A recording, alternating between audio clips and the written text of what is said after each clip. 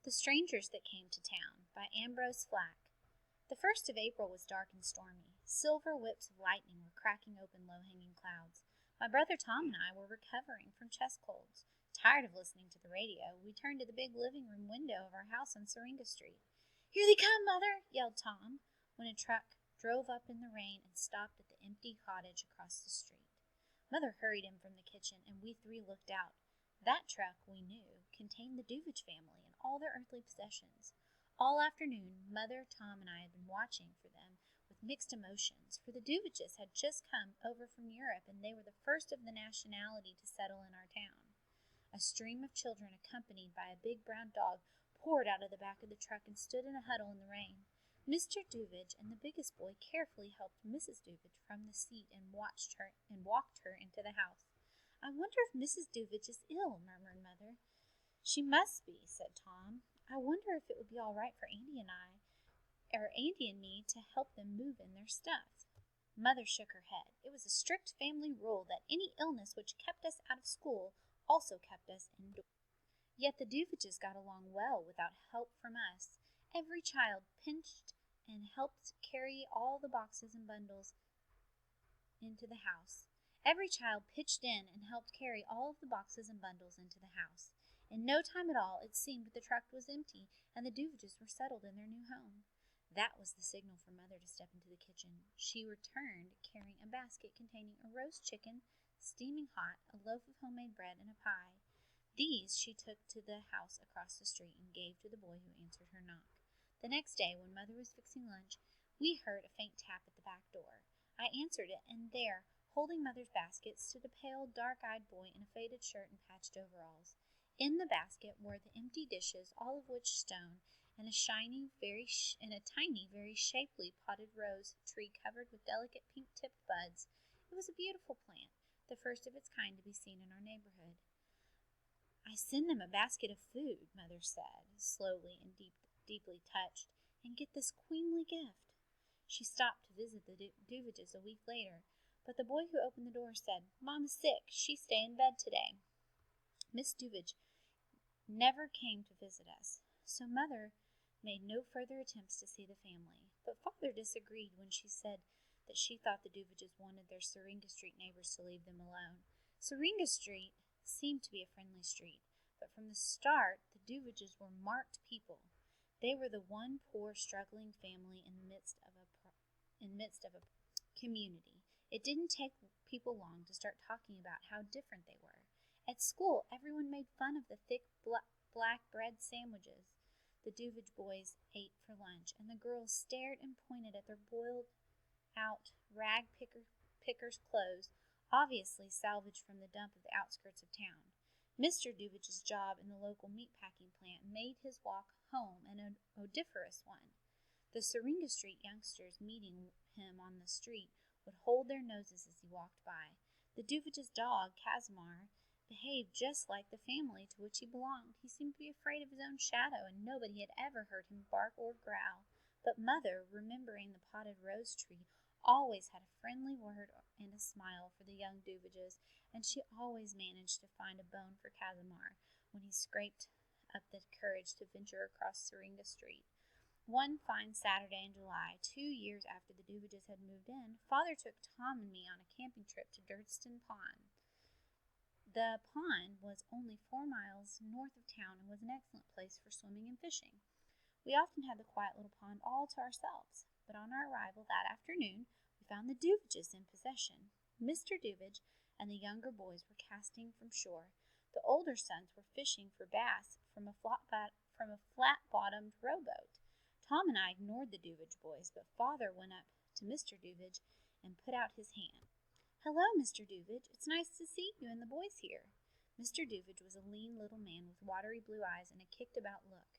Gratitude for being agreeably noticed showed in his face as he shook Father's hand. "I know the mosquitoes are biting," Father went on pleasantly, "but are the fish?" Proudly, oh so proudly, Mr. Duvich exhibited the catch that would probably feed his family for a week. He had a fine catch of bass, perch, and sunfish, all of them alive, swimming around in the oaken wash tub into which they'd been dropped. Father told Mr. Duvich that we couldn't hope to do as well but we would try. We three pinched our tent on a little hill beside the pond and rented a rowboat for the afternoon. Then Father, with a happy sigh, lay down on the blanket for a nap. Tom and I got into our bathing suits, and for a while we stayed out in the boat fishing. Feeling hot and sweaty later on, we rowed to shore to fetch towels and soap from the tent so we could wash. On our way back to the water, we stopped to look at the fish still swimming around in the oaken tub. The Duvages had moved on and were now fishing in a small arm of the pond just below us. They had their backs to us and were almost out of sight. Tom and I, our glances meeting over the big cake of soap in my hand, were similarly and wickedly tempted. We held a brief, whispered conversation. Then, egged on by Tom and quite willing on my own, I played a shameful trick on the Duvages. Without considering further, I dropped the cake of soap into the tub of fish. "Let's go," whispered Tom, after we had watched the soap sink. We raced back to the tent, had some sandwiches, and played ball for a while. Later on, we swam out to the deep water. Tom scrambled up on a floating log and dived off. I tried to climb on too, but kept tumbling back into the water. While we were splashing around, the Duvages returned to the spot on shore where they had left their tub of fish. Soon Tom and I heard their muffled cries of disbelief and dismay. Then we saw Father get up, walk over to them, and look down at the tub of fish near his feet. In a moment he motioned to Tom and me to come ashore at once. Looking as guilty as we felt, we swam in and joined the group around the tub. In the midst of our stricken neighbors stood Father, holding the half-melted cake of soap in his palm. The fish had perished miserably in the soapy water and were unfit to eat. Not only had Tom and I snatched precious food from the Duvages' mouths, but we had also revealed the scorn we felt for them. Father's eyes were narrow slits of blue fire in his white face. I had never seen him so angry. One look at Tom and me told him everything. "You will begin," Father said in a voice I didn't recognize, "by saying you're sorry." Tom and I stumbled through our apologies, trying to avoid looking at the Duvages. "Do you realize," Father went on coldly, "that in certain primitive communities the sort of stunt you've pulled would be punished by death?" "Turn over the tub," Father said sharply. We turned it. The gray, soapy water ran away in bubbly streams, disappearing into the ground, and the poisoned fish lay exposed on the grass, quiet, strangled, open-mouthed. "Count the fish," Father ordered, his voice like steel. Tom and I got down on our knees. "How many are there?" demanded Father. 61, I said. "How many bass?" 12. "Get into the rowboat," said Father in the same steely tones. "You are not to come back until you've caught 61 fish to repay Mr. Duvage. See to it that among them you bring at least a dozen bass." Father stepped up to the tent to fetch our shirts and blue jeans. Rolling them into a tight ball, he threw them angrily into the rowboat. He then turned his back on us and stalked away. Tom and I lost no time in rowing out on the pond. We dropped anchor, threaded our steel rods, and baited our hooks, began to fish. I knew that if it took us all summer to catch them, we dared not set foot ashore without 61 fish. Almost at once, Tom pulled in a good-sized bass. 10 minutes later, 2 yellow perch were added to the string. The crestfallen Duvages went home. Father threw himself down on the blanket. That was about 4 in the afternoon.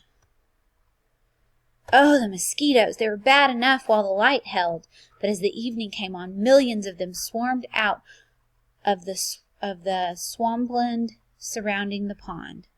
After an hour of it, we wanted to leap overboard.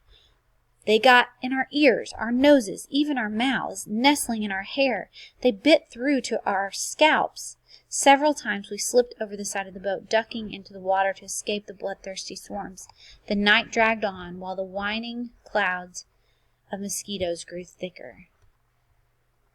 "Andy, what time is it?" 10 o'clock, Tom." "Is that all?" Tom groaned. He pulled in another bass, and then killed 6 or 8 mosquitoes with one slap. 2 hours passed, and midnight was ghostly on the pond. The moon sailed high in the purple sky, casting a great white shaft of quivering radiance on the water. But sitting on a hard rowboat seat, aching with tiredness, it all seemed like a nightmare. "Andy, what time is it?" 2 o'clock, Tom." The tree-tops whispered in the breeze. Owls hooted mockingly, we thought, and bats circled over our heads. Our only comfort was the campfire Father kept burning near the tent. The bright flame flared like a beacon light in the dark. We went on fishing as our tormentors bit and sang. Each hour took forever to pass, and I fairly panted for the light of dawn to come. "Andy, it's 4 o'clock, Tom, and we've got 16 fish." Dawn finally came, but a long stretch on Durston's Pond in the blistering July heat still faced us. The rising sun cast glistening circles of rose-colored light on the windless surface of the pond. The mosquitoes thinned, the fish continued to bite, but as we fished, the sun mounted steadily, and by 11 o'clock it had become a ball of fire in the cloudless sky. Tom and I began to bake in the heat waves that shimmered over the pond. "I wish it were night again, Andy," groaned Tom after sweating out an hour of it. This is worse than the mosquitoes." I tore a piece of cloth from my shirt and made it into a cap. "Take this and cover your head, Tom," I said, handing it to him. "We might get sunstrokes and faint." "I don't care if I do," Tom said feebly. "I'd rather be unconscious." No breeze stirred, no cloud shadowed the pond. Even the bird life of the swamp, usually bursting with melody, was silent and motionless. Tom was drooping visibly in the glare, and I tried hard not to look at his scorched face. Between 3 and 4 o'clock we dropped lines in a school of yellow perch and pulled up no fewer than 20. The bass continued to bite in the deep black hole of the swamp, which bristled with tree trunks. Aching, blistered, moving like machines, Tom and I geared ourselves for the home stretch. When the sun, dropping low, had lost its fury and the sky began to pale, I pulled up the 13th bass. That bass was our 61st fish. Drooping from lack of food and sleep, Tom and I rowed to shore where Father was waiting. He received us coolly, making no comment on our condition. At once he asked to see the fish, and we held them up by the string. "Count them," he said. Obviously, we would receive permission to land only when we had produced the required number. 61, said Tom, including 13 bass. "Very good," said Father in a businesslike tone. "We will now restore to Mr. Duvich his rightful property." I stumbled out of the boat, aching all over, but somehow something inside me was rejoicing. I guessed that Father was secretly proud of Tom and me, and I realized, too, that all through the night he had suffered with us. We drove in silence to the Duvich cottage. There we found Mr. Duvich sitting alone on the front porch. When he saw Tom and me, and we silently handed him the strings of fish, he gulped and swallowed hard. Then, in a voice raw with emotion, he protested that he had not wished us to suffer so. "Will you shake hands with the boys?" asked Father. Instead, Mr. Duvich broke down. Tom and I did not know where to look. During those moments we suffered more intensely than we had suffered in the clouds of mosquitoes and under the blazing sun. After our neighbor had composed himself, he seized our hands and bowed his head over them. Tom and I swallowed hard. Then we went home to Mother, who had heard about our ordeal on the pond from one of the neighbors. When she saw Tom and me, she burst into tears. She tried to embrace us, but we drew back painfully. Soon she had us plastered with a thick coat of soothing sunburn cream. In bed, our skins stuck to the sheets and pillowcases, but we slept as if we had been drugged.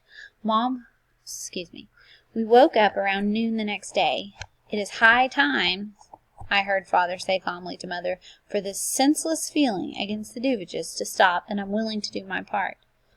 Tonight we're having supper with them.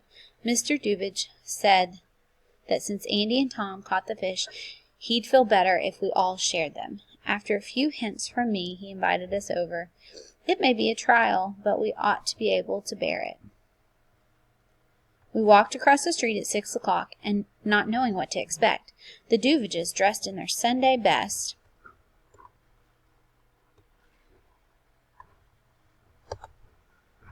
bright and shining as we had never seen them, received us as if we were royalty.